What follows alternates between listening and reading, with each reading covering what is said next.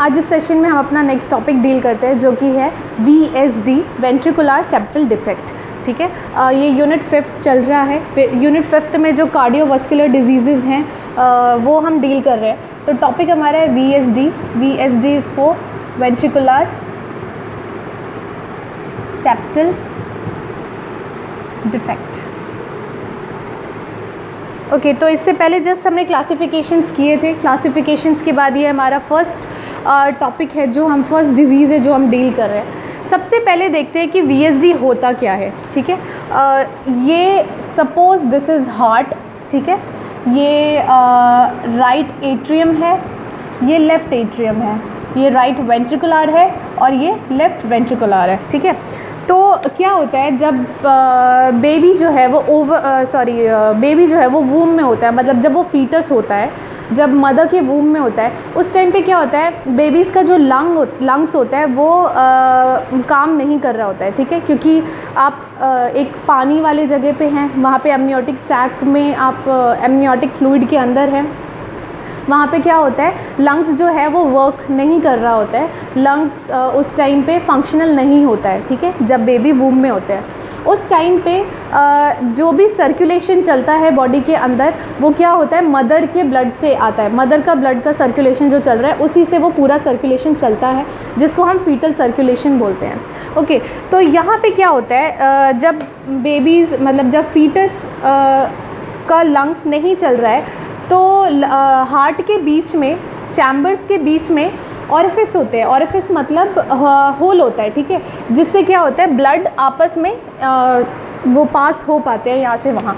तो एक ये ऑरिफिस है और एक ये ऑरिफिस है। ठीक है, इस टाइम पे क्या होता है, ये ऑरिफिस रहते हैं। ठीक है, लेकिन बाद में क्या होता है, बाद में जैसे ही बेबी बाहर आता है, मतलब डिलीवरी के बाद ये ऑरिफिस खुद बंद होना शुरू हो जाते हैं। ठीक है, कुछ डेज़ में, कुछ मंथ्स में ये खुद बंद होना शुरू हो जाते हैं।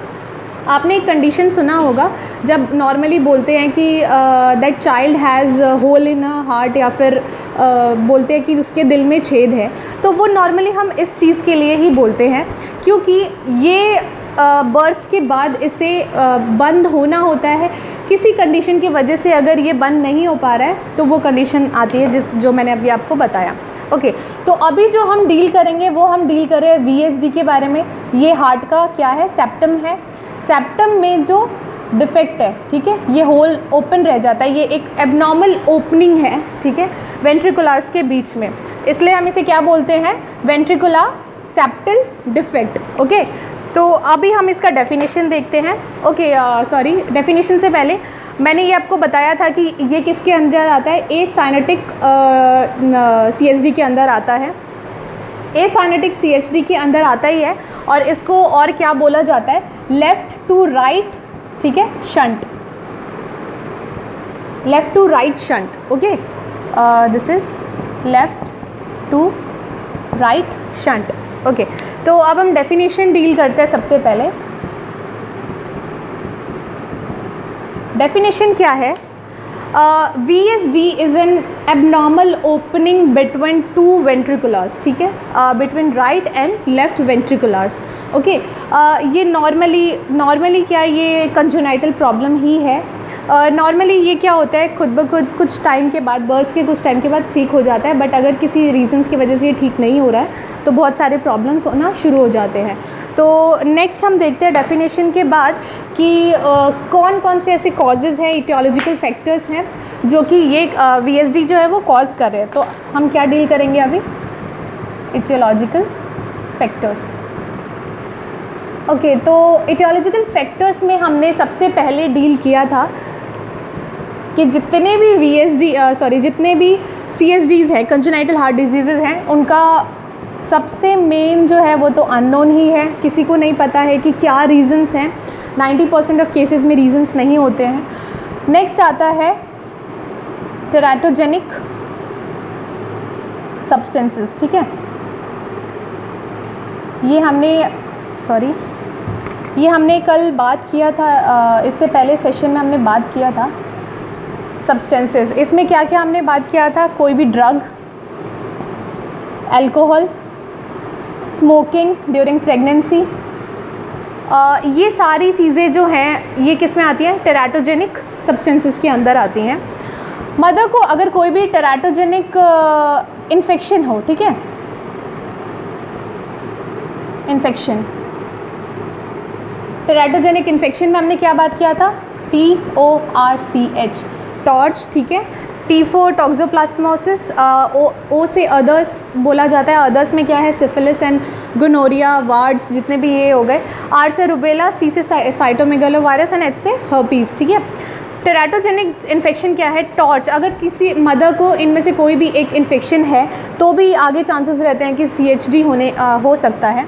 उसके अलावा जो रेडिएशंस होते हैं, ठीक है, अगर रेडिएशंस के रेडिएशन एक्सपोज़र हो रहा है, रेडिएशन एक्सपोज़र, अगर मदर कोई ऐसे काम करती हैं जहाँ पे उन्हें रेडिएशन बहुत ज़्यादा एक्सपोज, उनसे कांटेक्ट हो रहा है रेडिएशन का, तो उस टाइम पे भी बेबी को क्या हो सकता है, CHD होने के बहुत ही ज़्यादा चांसेस होते हैं। ये सारे जो इटियोलॉजिकल फैक्टर्स हैं वो बेबी को क्या करते हैं, वल्नरेबल बनाते हैं इस चीज़ के लिए कि उसे CHD हो जाए या फिर कोई भी और प्रॉब्लम्स हो पाए।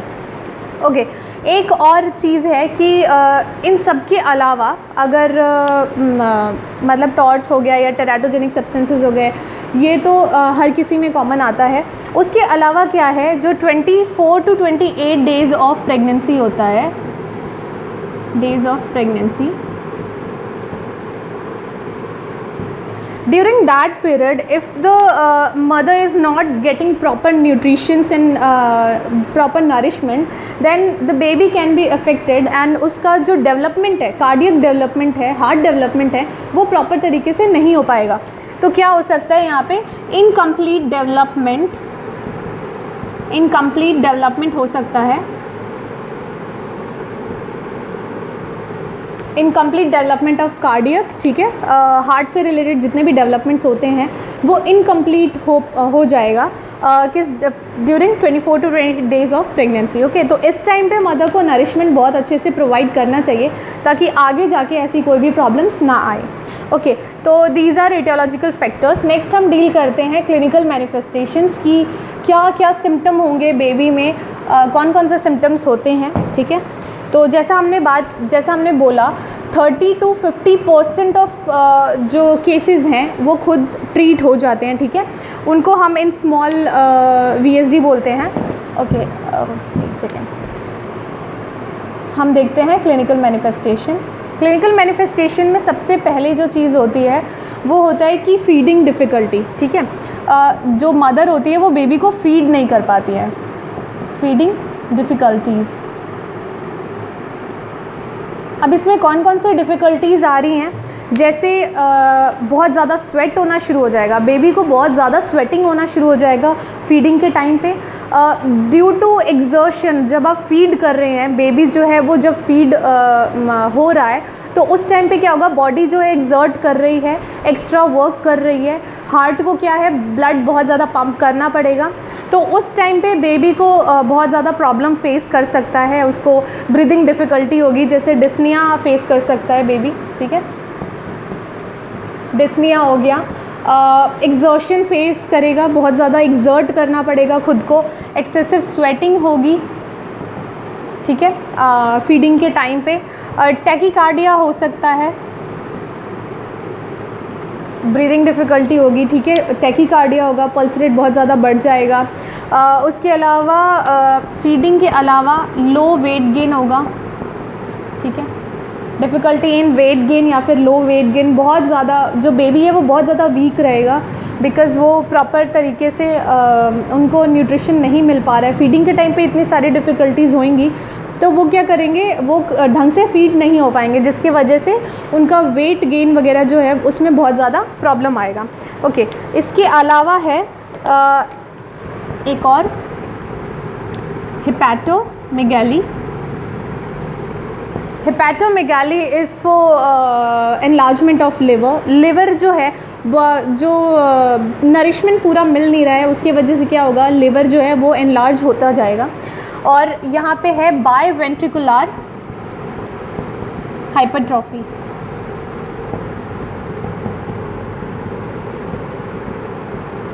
ओके, बायवेंट्रिकुलर हाइपरट्रॉफी हम यहाँ पे क्यों बात कर रहे हैं वो हम यहाँ देखते हैं।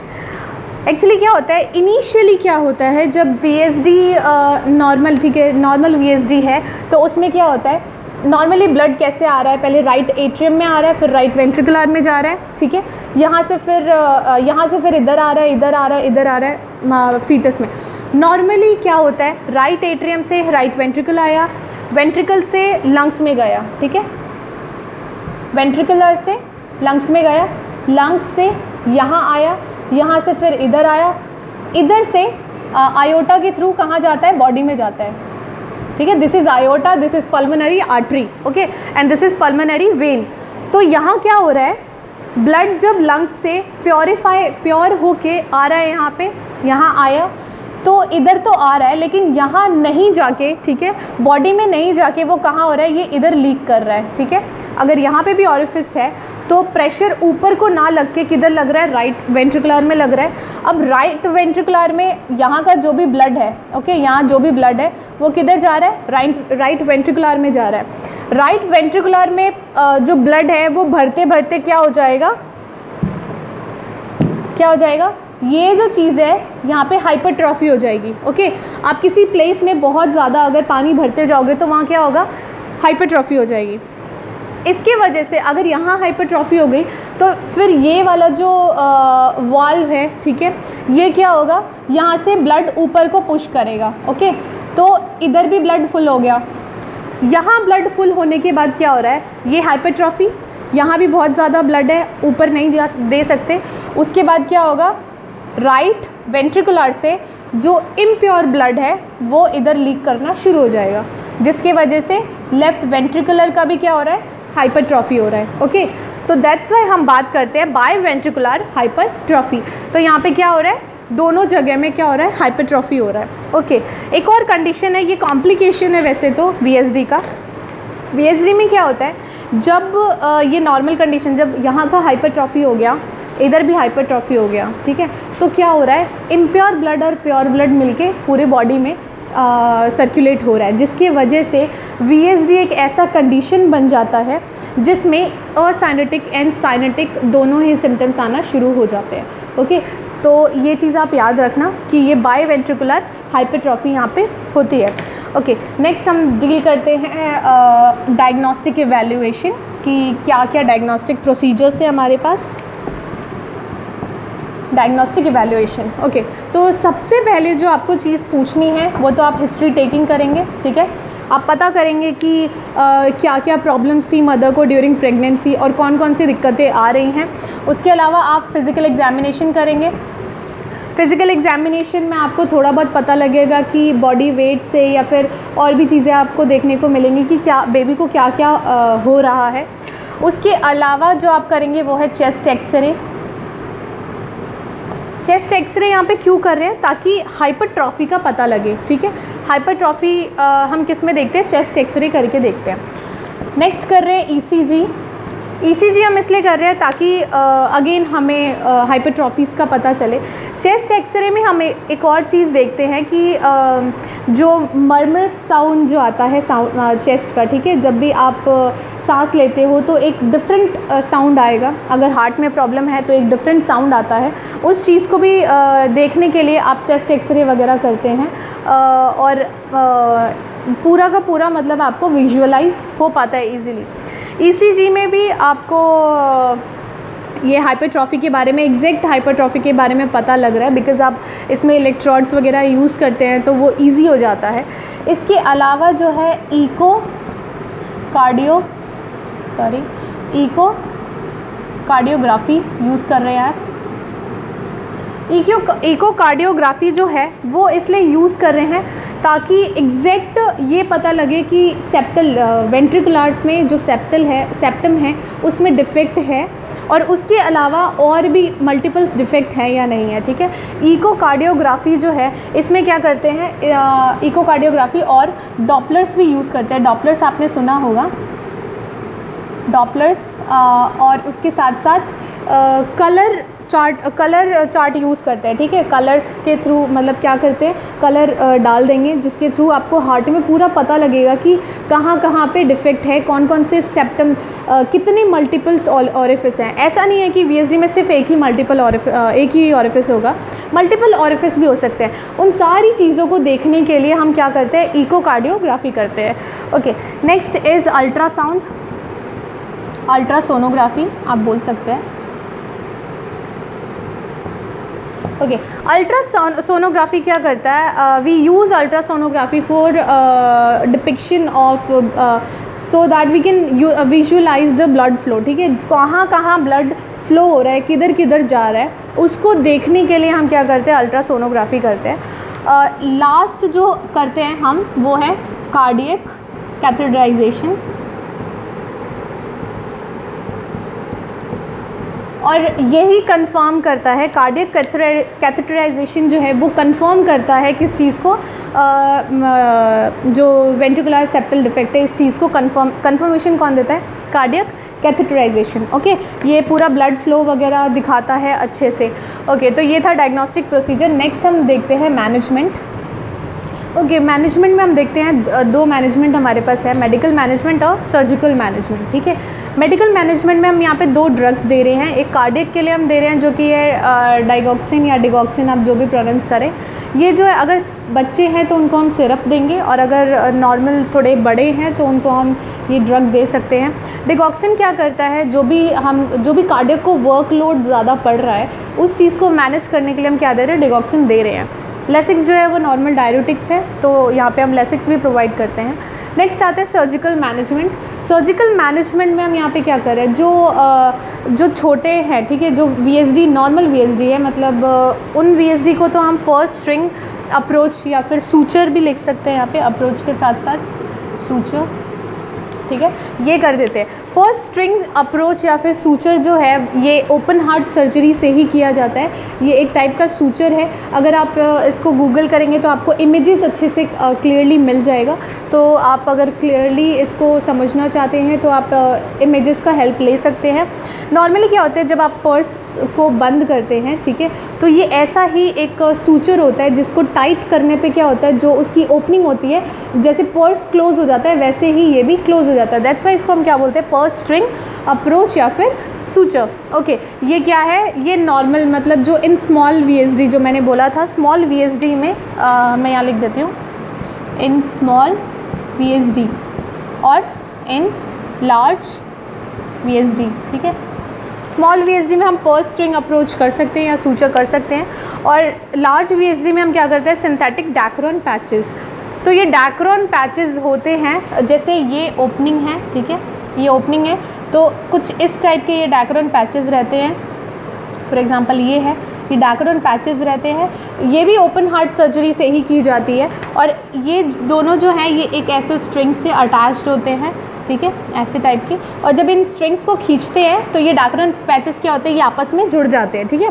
तो ये क्या हो जाता है, यहाँ पे ये जो चीज़ है, जब हम इन स्ट्रिंग्स को खींचेंगे तो ये क्या हो जाएगा, कैसा हो जाएगा। फॉर एग्जांपल ये ओपनिंग है, यहाँ पहले वाला डैक्रॉन था, उसको जब आप स्ट्रिंग से खींचोगे तो ये डैक्रॉन्स जो है इस साइड को मूव करेंगे और ये आपस में स्टिक हो जाएंगे, ठीक है।